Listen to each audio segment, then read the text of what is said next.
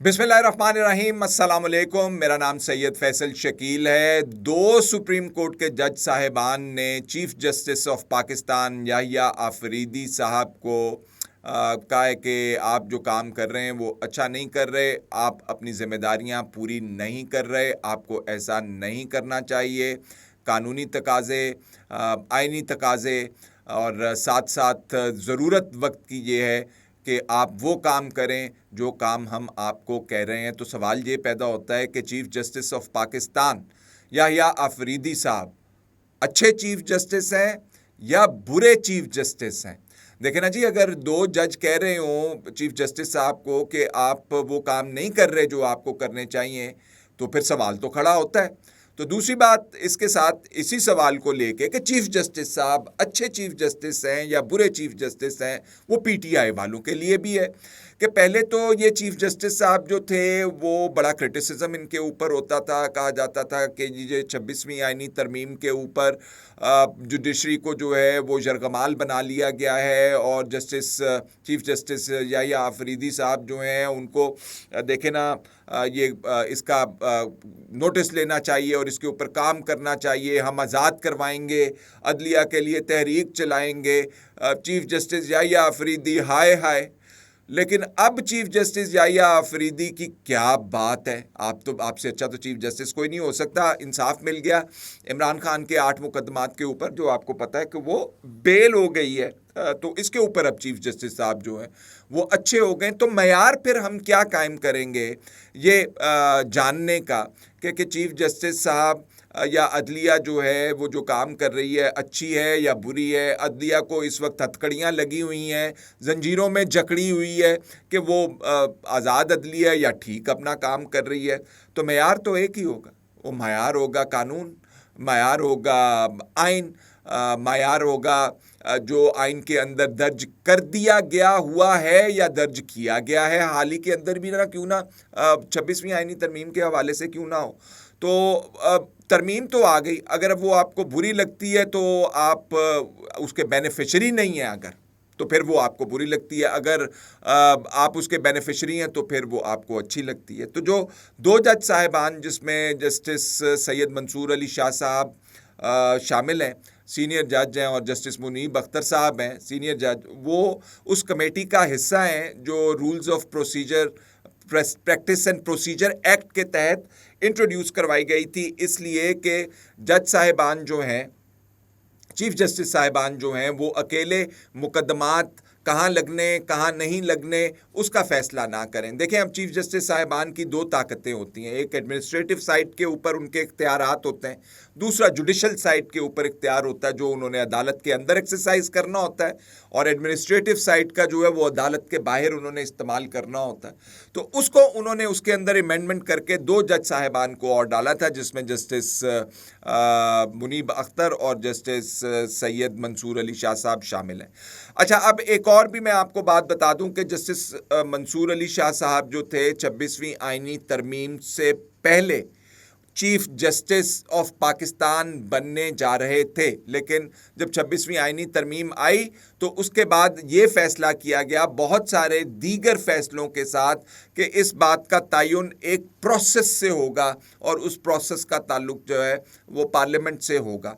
तो जब वो पार्लियामेंट से वो प्रोसेस हुआ तो जस्टिस याहिया आफरीदी साहब जो थे वो चीफ जस्टिस ऑफ पाकिस्तान बन गए, और उसी के बाद से जो लेटर्स वगैरह लिखे गए और ये कहा गया कि जी ये बात जो है वो आइन के मुताबिक नहीं, कानून के मुताबिक नहीं है। और इसी में ताज़ा तरीन जो मामला है वो उस कमेटी का है जिसके अंदर तीनों जज साहिबान, जिसमें चीफ जस्टिस साहब भी शामिल होते हैं, वो केसेस लगाते हैं।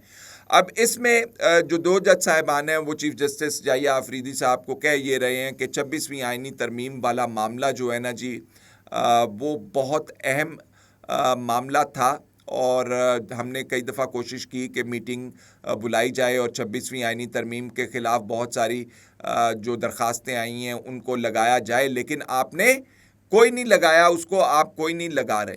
तो मुकदमात तो सुप्रीम कोर्ट के अंदर और भी बहुत सारे पेंडिंग हैं, तो उन मुकदमात की हैसियत जो है वो कमतर क्यों है और इस मुकदमे की हैसियत ज़्यादा क्यों है? नंबर एक। नंबर दो, ٹریڈیشنلی جو امینڈمنٹس کی جاتی ہیں آئین کے اندر، ان کے خلاف جو کیسز ہوتے ہیں وہ سپریم کورٹ اس کے اوپر نیرو بہت زیادہ ویو لیتی ہے. میں آپ کو یہ بھی بات بتا دوں کہ جب افتخار محمد چودھری جو کہ اپنے دنوں کے بہت بڑے چیف جسٹس تھے، کیونکہ تحریک چلی تھی ان کے لیے، انہوں نے بھی ایک ترمیم کے اوپر حکومت کو آ لیا تھا اور کیس لگا لیے تھے اپنے اوپر، اور اس میں ججز کی تعیناتی کے حوالے سے بھی معاملات تھے. تو ان کے ساتھ جو ساتھی ججز بیٹھے ہوئے تھے نا جی، یہ میں اب آپ کو اندر کی بات بتانے لگا ہوں.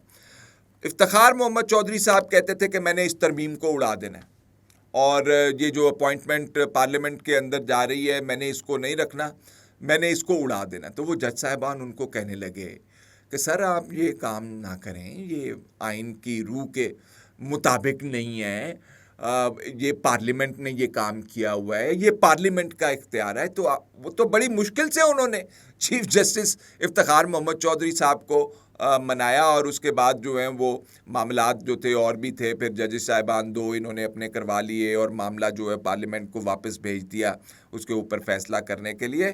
تو پھر یہ پیچھے ہٹ گئے تھے، لیکن یہ کرنا چاہ رہے تھے. لیکن دیگر جج صاحبان نے ان کو جب یہ بتایا کہ یار یہ چیف جسٹس صاحب یہ ویو نہیں ہے، تو وہ مان گئے بات. تو میں کہنے کی بات آپ کو یہ بتا رہا ہوں کہ ایسے چیف جسٹس صاحبان جو کہ ماضی کے اندر ایک حالات کی وجہ سے بہت خاص مقام رکھتے ہیں، اور اس وقت پورا میڈیا افتخار محمد چودھری صاحب کے ارد گرد گھومتا تھا.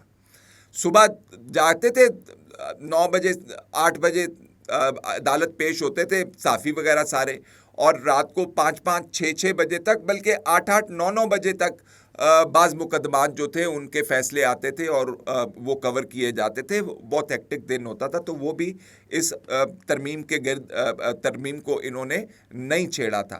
تو اب فیصلہ آپ کر سکتے ہیں کہ پھر یحییٰ آفریدی صاحب اچھے ہیں یا برے ہیں. آپ کو وہی بھی تحریک انصاف والی مثال بھی دے دی آپ کو کہ یحییٰ آفریدی صاحب اچھے ہیں یا برے ہیں. اب وہ کہہ رہے ہیں کہ عمران خان کو بیل دینے کے بعد اچھے ہیں، اور امید ظاہری بات ہے ان کو پھر یہ بھی پیدا ہوگی کہ دیکھیں جو مقدمات ابھی جن کی اپیلیں اسلام آباد ہائی کورٹ کے اندر پڑی ہوئی ہیں، ان کی اپیلیں سپریم کورٹ میں بھی جانی ہیں، تو پھر ان کے اندر بھی تو ریلیف مل سکتا ہے. تو ایسے ہی برا کہہ کے ہم خود کیوں برے بن جائیں کہ ہمیں جو ہے وہ پھر اسی نظر سے دیکھا جائے.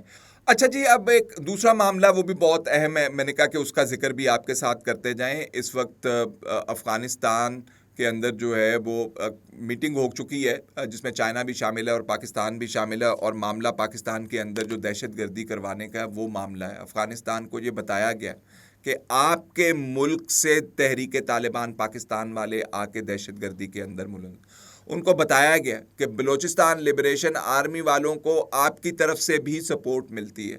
اچھا، اب جب بی ایل اے کی بات آتی ہے تو شاید آپ کے لیے یہ بات نہیں ہو کہ افغانستان کے اندر بہت سارے بلوچ جو ہیں وہ بستے ہیں، اور بی ایل اے کے ٹی ٹی پی کے شواہد کے آپس میں رابطوں کے شواہد کے حوالے سے بھی پہلے انفارمیشن جو ہے وہ آ چکی ہوئی ہے، اور افغانستان کا رول اس کے اندر بہت اہم ہے. اب مسئلہ یہ ہے کہ افغان حکومت جو ہے، ایک تو اس کے اپنے تعلقات تحریک طالبان پاکستان سے، جب امریکہ نے حملہ کیا تو ان طالبان نے لا کے ان کو اپنے سروں کے اوپر بٹھایا، آنکھوں کے اوپر بٹھایا، افغان طالبان کو یہاں پہ پاکستان میں پناہ دی.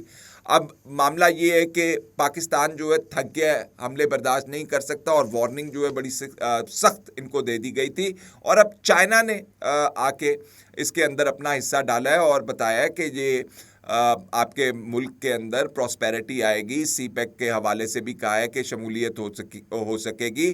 تو یہ کام اب مزید برداشت نہیں کریں گے. اب تو کیا اب افغانستان مکمل طور پر باز آ جائے گا؟ دیکھیے، ایک اینگل جو ہے اس کا وہ کافی پیچیدہ ہے، اور وہ اینگل یہ ہے کہ ٹی ٹی پی کی کوئی میرا خیال ہے 80 کے قریب یا اس سے بھی زیادہ جو ہیں وہ فیکشنز موجود ہیں، جو مختلف گروپس موجود ہیں، اور وہ کہاں پہ ہیں، کہاں پہ نہیں ہیں.